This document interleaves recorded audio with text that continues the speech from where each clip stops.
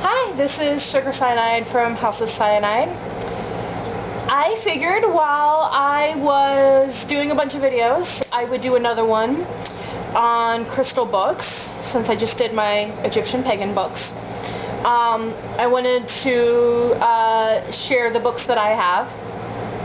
I do not currently own the Crystal Bible 1 and 2. I did used to work in a bead and stone store called Earth, Wind, and Bead, and they did have them there. Unfortunately, when they did go out of business, the owner wanted to keep the store copies, so I didn't get to get those. And I was so spoiled by having them there that I never bothered to buy my own copy. So I do have books that I use in place of the Crystal Bible. These I got at Borders in the clearance section when they were going out of business.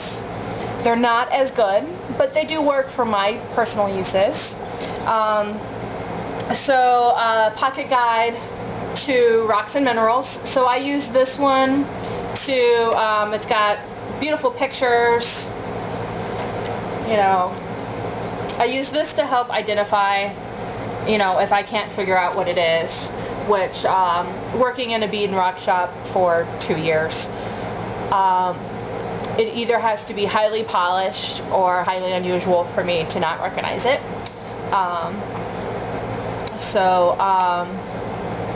You know, like, this has got beautiful pictures, but, so, this is one of the ones that I have.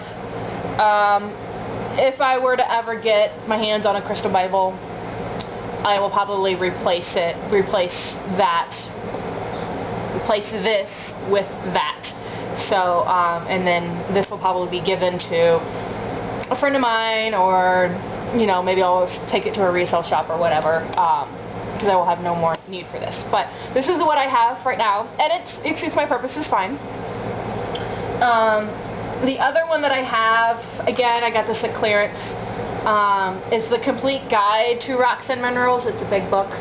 And this one's more scientific. It goes into, you know, the scientific properties of the stones and crystals,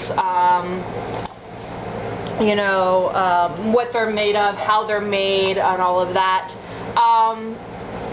Not necessarily, not a pagan book in any way, shape, or form. You know, more of an earth science rock book. I do like it because I do like having that information. You know, this talks about how the stones are made. So, you know, that is good to know. It's good to know your stones and how they're made naturally and where they come from, and, you know, learning about fossils and things of that nature. So, again, I got this on clearance. If I ever run across something better to replace it, I probably will, and then, again, gift this to somebody else.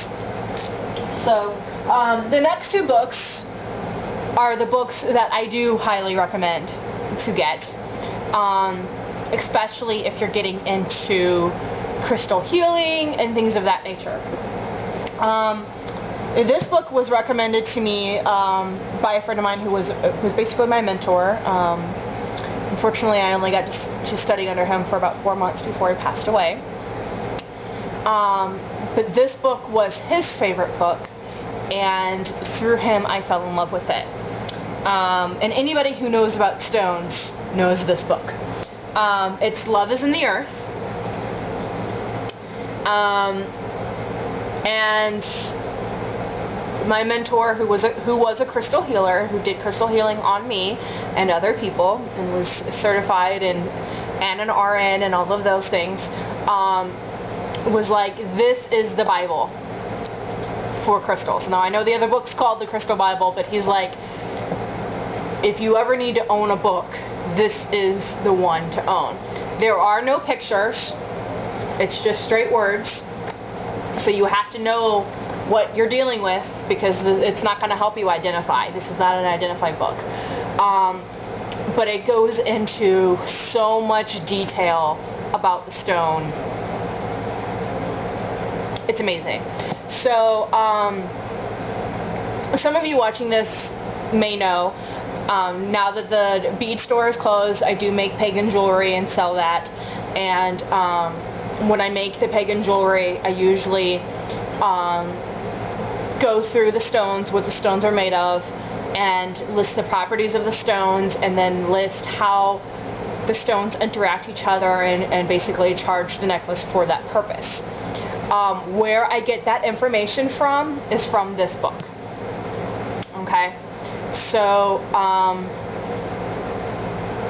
that's where I get my research from, this book. Okay, the other book I have is Crystal Healing, the Therapeutic Application of Crystals and Stones. Okay, and this actually, you know, tells you like how to do the layout and things of that nature.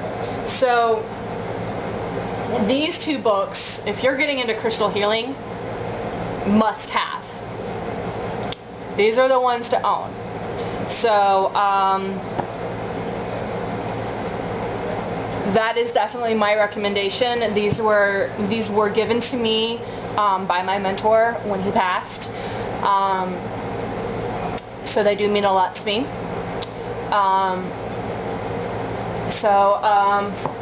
I may do more on stones and crystals, although to be honest, Witch on the Rocks does such a great job that, you know, why do I need to reinvent the wheel? She does a great job, and so I just really recommend her stones, or videos, and her stones. But she does such a great job with that, you know, I don't need to, you know, why do I need to compete with her when she's already doing it and she's doing a great job? So if you want to learn more about that, I would recommend watching her videos. Alrighty guys, thank you very much. Bye-bye.